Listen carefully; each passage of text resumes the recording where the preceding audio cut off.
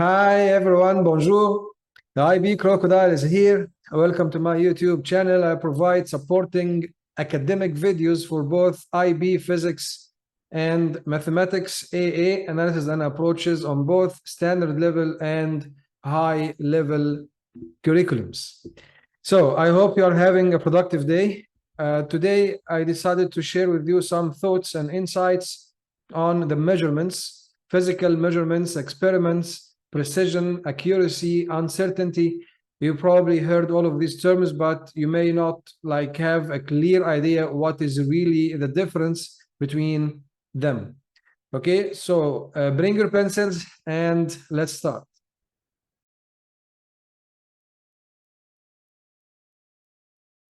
So in physics, measurements represent an essential part in physical measurements or physical experiments in order to obtain or calculate a certain dependent variable out of another independent variable. Okay, so for example, we are going to use some tools or instruments, right, to involving or to measure certain physical quantity, right? For example, here I'm having a very simple example here, right? This is a ruler, and we would like to measure the length of this pencil here. Okay, so the best instruments in the world are imperfect. There are always limitations in the tool or instruments, and these limitations are the source of, or one of the sources of, uncertainty. Okay, so there's always some uncertainty due to the limitation of the device we are using. So let's go through this example first. So I'm zooming in here, right? And you can say, okay, now this is in centimeter, the scale here, or the graduation in centimeter, right? So let's try to read this. So for example, you can say, tell me, okay, I know it is between 6 and 7, so it's going to be 6 point, certain digit, but then it is between 3 and 4, so I'm sure it is 6.3, but then there is the last digit here is basically uncertain. So now in this case you are going to use your judgment, right, to estimate the last digit, and this digit here is uncertain, and that's what I meant by uncertainty of the tool, right? So someone may say, okay, this is maybe in the middle between 3 and 4, so I can say, okay, 6.35. Someone say, no, it is 6.36. It's fine. I mean, as long as you have reasonable reading or reasonable judgment, of the reading. Okay, so one conclusion here, that we cannot write more than 3 significant figures in this case, right? So significant digits or significant figures are such that the last digit only is uncertain. I will say it again. Significant digits are digits such that the last digit only is the only digit is uncertain. Okay, so for example, if I add one more digit here, that doesn't make any sense, because you already 6, we are not sure about it, right? So this reading would be like nonsense, doesn't make any sense. But of course here we are going to say, okay, it is 6.35 or 6.36, right? That would be our measurement here. Okay, now, so by definition here, so uncertainty is our estimate of the range and bounds of our measurement precision. So this is how precise, right, how precise we can reach according to this specific ruler here. Okay, so that's why in any in the protocol, when you quote any measurement, you would like to add, okay, plus or minus, and then let's say delta x or whatever, delta L or delta D, right? So this delta here is represents the absolute uncertainty of this instrument. Now, since this instrument is analog, so by default the absolute uncertainty is half of the smallest division the tool can measure. So for example, here we have like, okay, the smallest division here is 1 millimeter, right? So half of that, so is going to be 0.5 millimeters. So this 0.5 millimeter, but of course, you know, the units have to be consistent. So since 6.36, it is in centimeter, so we are going to quote it as 6.36 plus or minus 0.05, you know, centimeter. Okay, it was like 1 millimeter is 1/10 of centimeter, right? I mean, like 1 centimeter, it has 10 millimeters. So from millimeter to centimeter is basically divided by 10. Or you can say, okay, so 0.5 millimeter is basically 0.05 centimeters. So this is how we quote this measurement here. Now, another type of devices is the digital, right? So for example, here we talk about, okay, we're looking here at a stopwatch, a digital timer.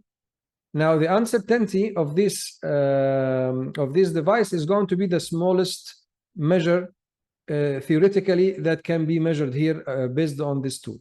Okay, so for example, here you say, okay, it's 1/100 second. So the answer, so let's say delta t is going to be plus or minus 0.01, like basically 1/100th of a second, right? So plus or minus. So here we don't need to divide by 2. So if it is digital, so the delta t, or the absolute uncertainty of the device itself based on one measurement, is going to be plus or minus the smallest theoretical value that could be measured using this instrument. Okay, so now the next couple of definitions here. Now we need to know, okay, so now we understand, now there is the uncertainty would affect the precision, right?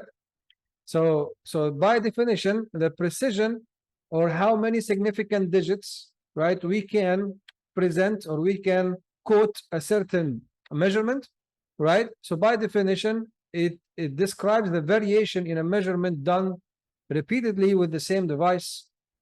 A small variation indicates high precision. Okay, so if someone read or takes some certain readings, you know, and they're very close to each other, right? So that means he is very precise, and the readings are can be reproduced, you know. So the precision basically tests the reproducibility of the data or the measurement itself.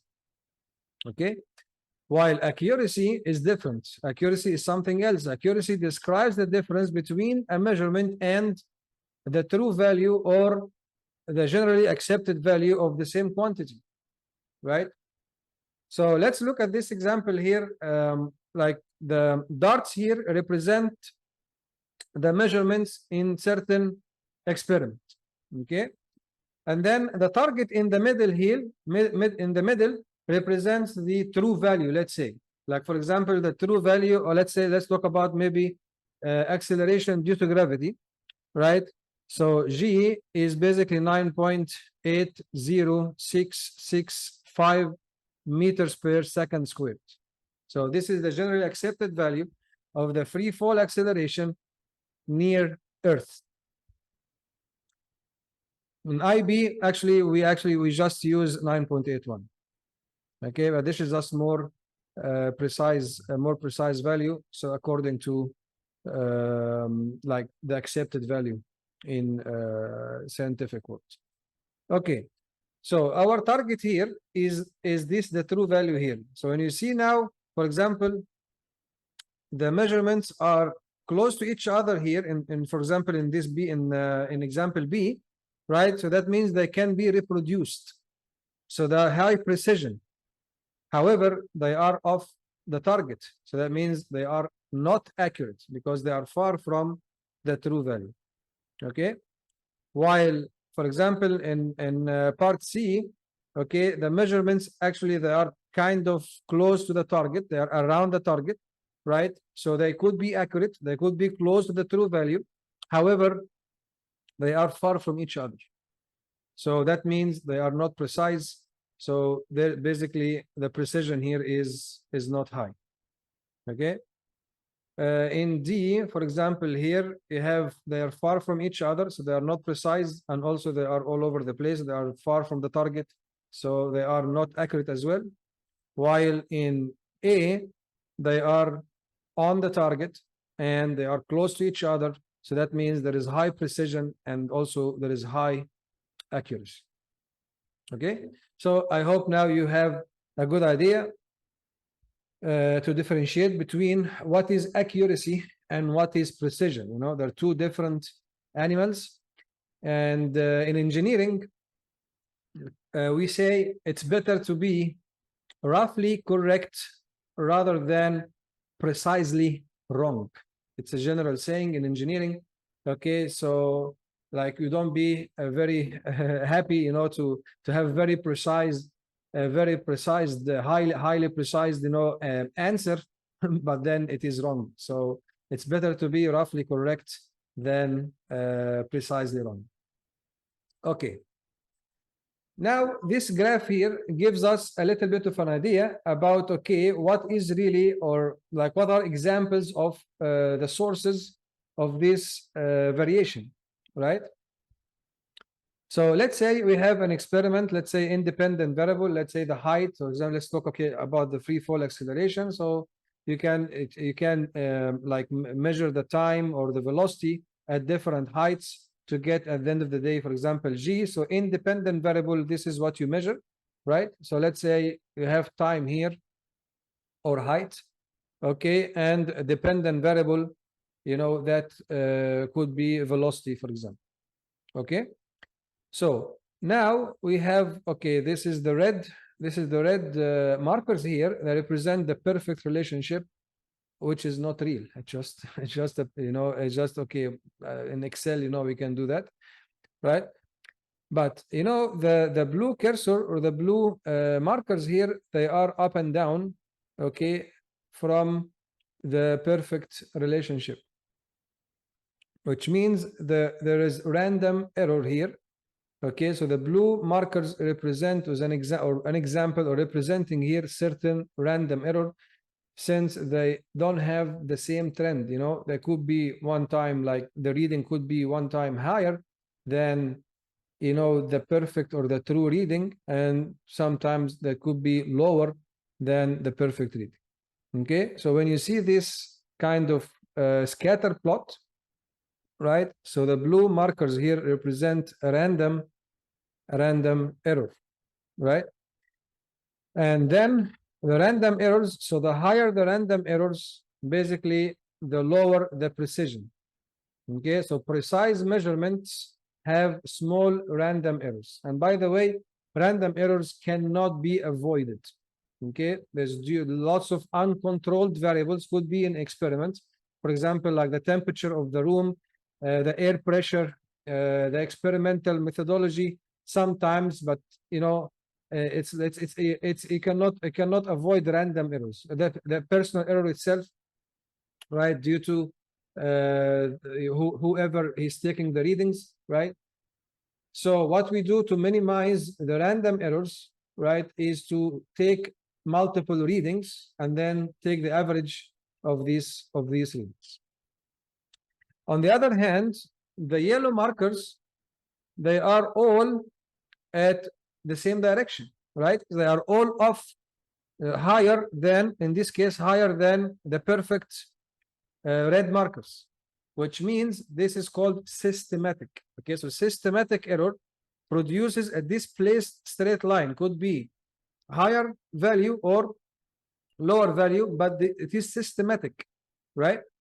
Which means it's mainly due to what we call a zero error or offset error or instrumentation error, right? So it could be like the zero of the tool or the cursor does not really start from zero. It could start from certain number, right? And that makes all the measurements off by a certain value, okay? Which means at the end of the day, the systematic errors will affect the accuracy. So now we are far from the true value or from the generally accepted value. So systematic errors affect accuracy. So the more accurate the measurements, that will have small systematic errors. Okay, since now we understand, okay, the concept of uncertainties, right, and how this will affect the precision, and then we know also what is the accuracy and what are the sources of both of them, right? Now let's go through, okay, what are the types of uncertainties? Okay, so basically there are three types of uncertainty, right? The first one is called absolute or absolute uncertainty, which is the one that is after plus or minus. So for example, let's say just a case here. Okay, like maybe I can use the same example. So 2.65, right? And then plus or minus, okay, 0.05. Okay, this is in centimeters, fine. As long as they are consistent, most important. So here 0.05, this is the number after the plus minus. So this is called the absolute uncertainty. Okay. The second type is called fractional uncertainty, or some textbooks, so they call it relative uncertainty. Okay, so that's fine. So fractional or relative uncertainty, right? Which is, okay, let's say, okay, if this is, let's say L, like this measurement here, I'm going to call it L, and this is like delta L, right? So basically you divide delta L by L. So you divide the absolute by the measured value itself. So you get what we call the fractional uncertainty. And this is, of course, has no units. Now, the third one is called the percentage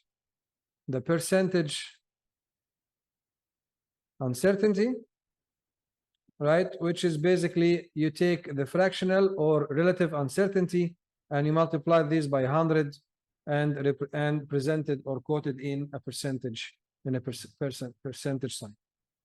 So let's have an example here, just to apply the three, or to try to find, you know, the three types of uncertainties. This example from Oxford textbook used in IB physics.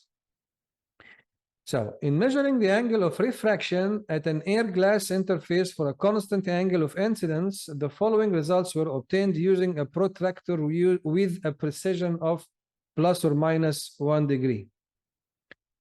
So here we've got 5 readings, okay, and then the question here, how should we express the angle of reflection? So obviously we have here 1 reading, so we need to really to quote the best estimate of these 5 readings here, right? So the approach here, and actually this is well recommended, you know, like to reduce the random error, right? So to take more readings and take the average. So the best estimate, so let us calculate together. So we can add them up. So just take the average or the arithmetic mean of these 5 readings. So 45, 47, right? And divided by 5. Okay, so the best estimate here, let's say theta. Okay, so theta, the calculator actually gives me 45.4 degree. Okay, but then you need to ask yourself, okay, can I put it as 45.4? Now it depends on the initial readings and also depends on the precision of the protractor, right? So you cannot be more precise than the initial readings, right? So you can see here all these readings to the nearest degree, right? So we're gonna now round it to 2 significant figures. So it's going to be 45 degrees. Okay, so again, we cannot be more precise than, so the best estimate cannot be more precise than the initial readings. Now, to find now the absolute, so now we need to find, okay, plus or minus what? So I need to find now the uncertainty, right? And I mean, the most common approach, like accepted by IB, there are a couple of approaches, but I'm just going to tell only one approach. So what we do to find delta theta, so delta theta is going to be the maximum reading minus the minimum reading and then divide by 2. So in this case, the maximum here is 47 degrees, right? And the minimum is 44, and that is divided by 2, which is 3 divided by 2. So delta theta is 1.5 degrees. So this is, technically, this is the absolute uncertainty. However, there is a rule of thumb or a protocol. The absolute uncertainty is always quoted to one significant figure. Okay, so remember that. So 1.5 here, so it's going to be to one significant figure is going to be 2 degrees. So the final answer here, theta is like this, like the best estimate of those 5 readings is going to be 45 plus or minus 2, where 2 here is the absolute uncertainty. Okay, now if I want to find the relative uncertainty or the fractional uncertainty, what we're gonna do is say, okay, so the fractional uncertainty, just following the formula above here, is going to be delta theta over theta, right? So it's going to be 2 divided by 45. Okay, so let's see what first the calculator will give us here. So it gives me 0. So the fractional here as the calculator reading 0.04444, like 4 recursive. So then the question here again, how many significant figures shall I quote the fractional uncertainty? So the answer to this, you look at how many significant figures are the reading. Okay, so you can tell here all of these readings are to like rounded to 2 significant figures. Okay, so you just need to follow the initial readings here.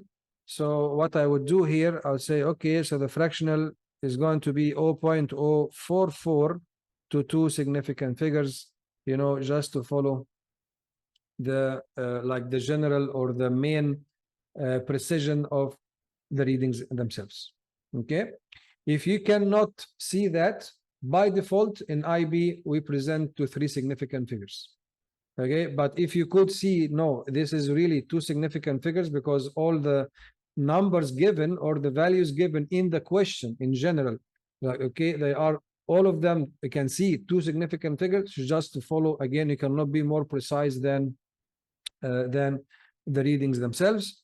And then okay, so and then the last one is the percentage, right? So you just multiply it by 100, right? So it's going to be 4.4%. Again, 4.4%, 2 significant figures following the initial readings.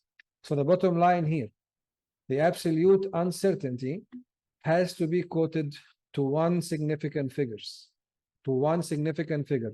However, fractional and percentage, they're usually quoted following the maximum significant figures seen in the question. Okay, so by this I conclude my session. Thanks for listening. I hope it was helpful. Please feel free to leave comments, likes, any comments you may have. And if you think it is relevant to you, this YouTube channel, you may consider to subscribe. Okay, so have a nice day and see you in other sessions.